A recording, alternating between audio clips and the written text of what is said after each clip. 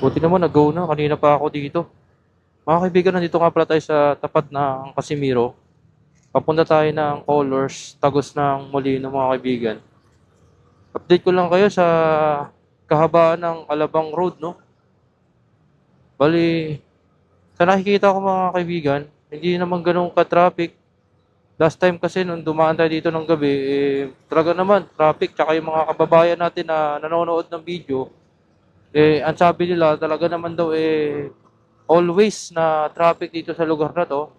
But this time, mga kaibigan, hindi po ganun ka-traffic, no?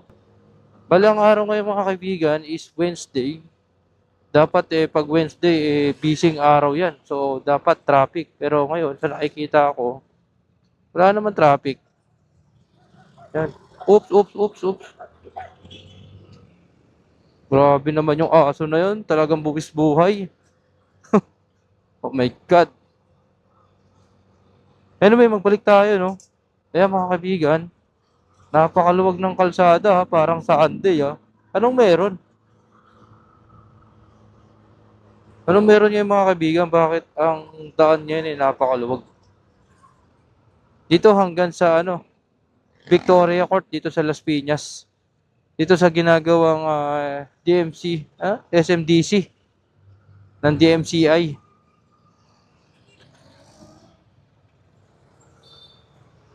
Okay, kanan tayo dito. Grabe naman yung pagliko mo. Abot tayo dito. Woo! Parang holiday ah. Holiday ba? Di naman Sunday. Wednesday ngayon mga kaibigan ah. Pero hindi traffic. Dito tayo sa tapat ng Jollibee. Sa right side. Yan, dito tayo sa 5 Boon sa simbahan nila. Tatagusan na natin. Grabe ah. First time.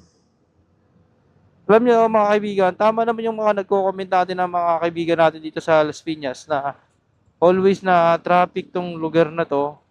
Ngayon lang ako naka-experience na hindi nagta-traffic ngayon. Nandito na tayo sa may tapat ng papuntang Southland. Tagos ng Beef Homes, Paranaque. Yan, dito tayo sa kanan para makita nyo. Dito mga kaibigan, patagos na tayo ng Moonwalk Palengke.